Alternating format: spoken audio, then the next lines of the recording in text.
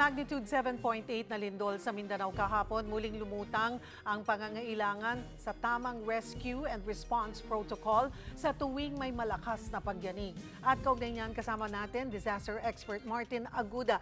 Thank you for joining us. Magandang tanghali, Sir Martin. Magandang tanghali, Cheryl. Okay, puntahan natin ito dun sa nakita nating pinsalang idinulot nitong 7.8 na lindol nga po kahapon, partikular sa Sarangani at sa General Santos City. Sa ganitong kalakas na pagyanig, sir, ano yung dapat na maging top priority ng ating mga first responder sa within 24 to 48 hours? Well, after a major disaster, life safety, buhay ng tao.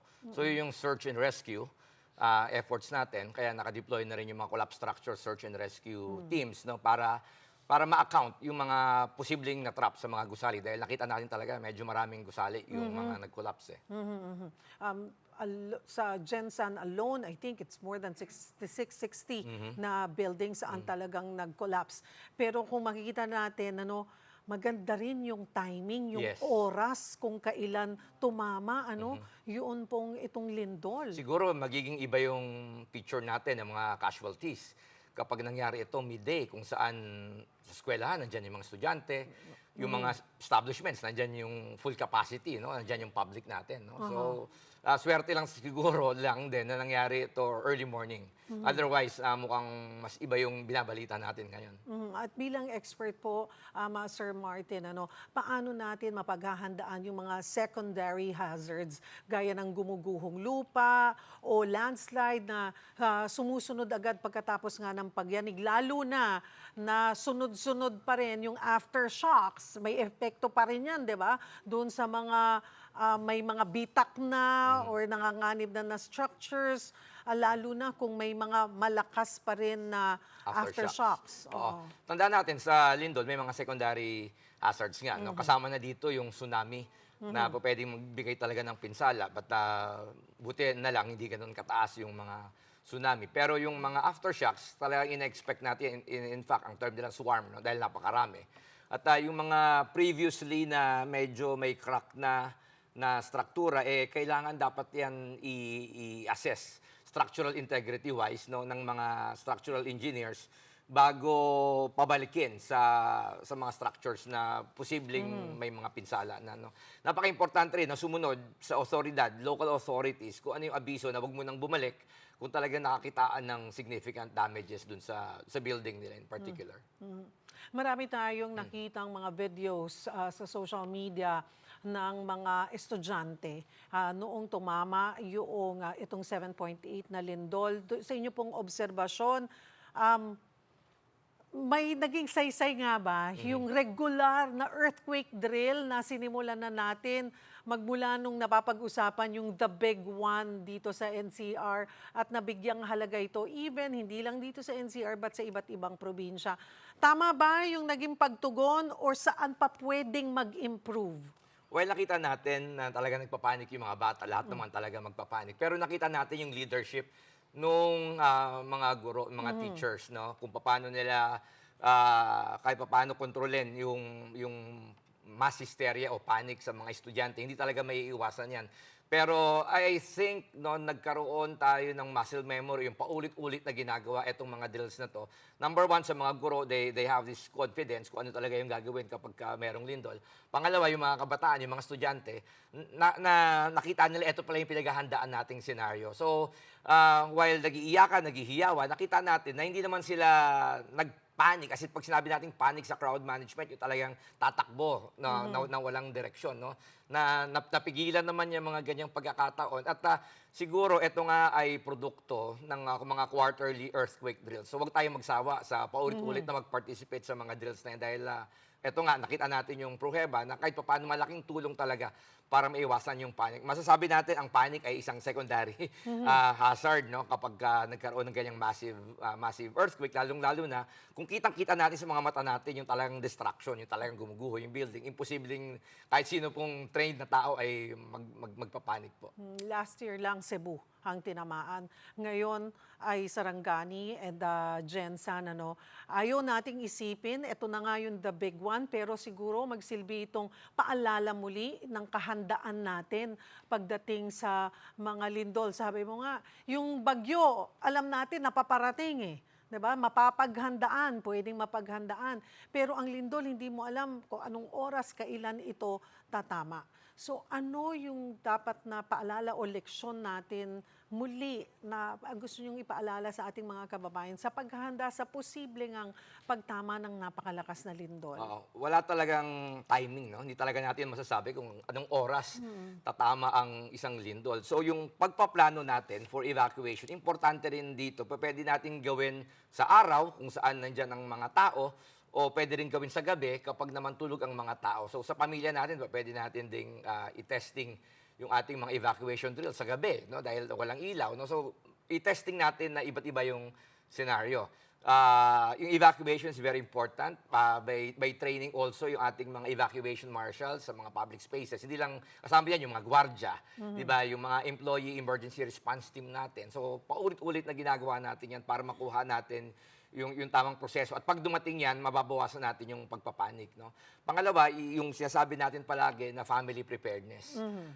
Kasi nga, yung ating you're on your own, yo-yo, no? Kapag ka magkaroon ng malaking disaster, ganito talaga yung ating scenario na baka matagalan ang pag-responde ng ating local government. Pero nakita nga natin dito na effective, no? Mabilis din yung responde ng ating mga local government units.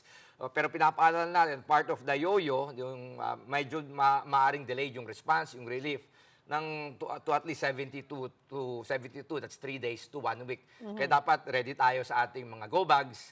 At bukod sa go bags natin, gusto kong emphasize yung pagkakaroon ng mga imbak, yung stockpile natin, particularly yung mga pagkain, tubig. And siguro, yung pag nag-evacuate tayo, yan ang ating realization. Yung ating mga sleeping implements, yung mga non-food items natin, ika nga yung mga tents natin na pwede nating gamitin pag tayo ay nag-evacuate. At sa mga residente, pwede nating alamin din kung saan tayo po pwedeng lumikas yung temporary shelters natin. Dahil tuloy-tuloy, sa mga ganito malalakas na lindol, in-expect natin marami ring sunod-sunod pa na medyo malakas na aftershocks na ayaw mong bumalik sa inyong bahay habang yung mga aftershocks hindi pa humuhupa. Nakita ko to sa Cebu eh. Akala natin nandun lang sila sa mga daan pero ayaw nila pumunta sa evacuation area. Pero bumabalik sila sa bahay nila kapag kaaraw. Sa gabi, dun lang sila sa tabing daan, no? Malapit sa bahay nila kasi gusto nilang i-secure din yung kanilang mga kabahayan. So, i-identify natin itong mga open spaces na to at syempre, bitbit natin yung mga basic survival supplies natin. At kita naman natin marami na po ang nakatira talaga sa mga condo units, ano, mga building, nagtataasan na building.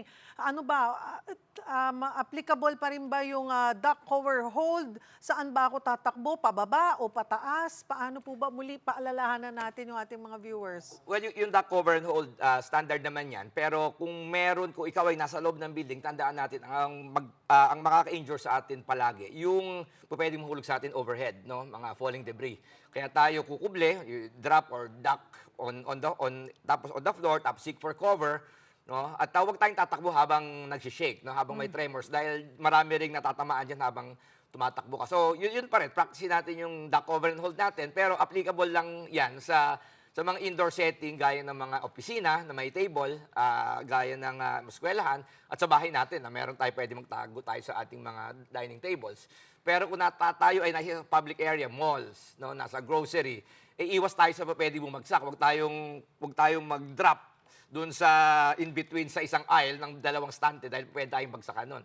So, situational awareness. Tingnan natin yung mga pwedeng bumagsak sa atin. So, yan yung key sa ating preparedness. Yung sa sinasabi mong aakyat ba o bababa pag sa high rise. Nasa condo ka, di ba? Kunwari, mga nasa 20th floor ka. Parang mas malapit ka sa rooftop. Aakyat ba ako or didiretso pa rin ako pababa? Nag-evacuate tayo dahil ang posibilidad ng aftershocks na pwedeng i-collapse pa yung building o mga secondary hazards. So by all means, pag sinabi nating evacuation ng building, as in evacuation yan, palabas dahil ang danger natin actually is yung building. Hindi naman yung lindol, di ba? Earthquakes don't kill people but buildings do. So alis tayo dun sa main hazard natin which is the building. Pag aakit tayo, nandun pa rin tayo sa building. While nasa taas tayo, pwede, pag yan ay nag-collapse, no? Meron tayong pancake collapse. Sasabihin natin, okay, dahil nasa tuktok ka naman. What if may iba't ibang klaseng collapse? May V-shaped collapse, may cantilever collapse, may linto collapse.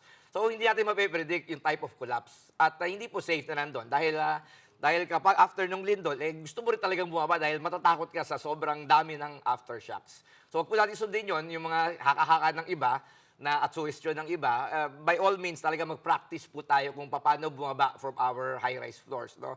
Importante po kahit minsan lang na gawin natin, na ma-practice po natin na mag-evacuate from mga higher floors. Mahirap pero kailangan subukan. At yun, paalalahanan natin kasi yung go bags, hindi lamang pag may lindol, pero pag may iba pang sakuna, ano ulit dapat ang nilalaman ng ating go bags? Yung go bag natin, temporary na survival kit lang naman natin yan. Iba pa yung magsusurvive sa atin for the next weeks eh. Diba? So napaka-importante dyan, meron kang at least 3 days, 3 to 5 days of water. Yung food, napaka-imposibleng ilagay sa go bag. Kaya sabi ko, may ibang imbak eh. Pero nasa isang box yan. No? Pero yung go bag mo, dapat yan kaya mong bitbitin. No? May basic tools tayo. Like flashlight, napaka-importante. Yung whistle natin, yung mga importanteng dokumento. Basic tools. No? Yung go bag, siguro hindi ito napakabigat na mahirapan tayong bitbitin dahil hindi natin alam yung ating kakayahan no, pagka nag-evacuate tayo.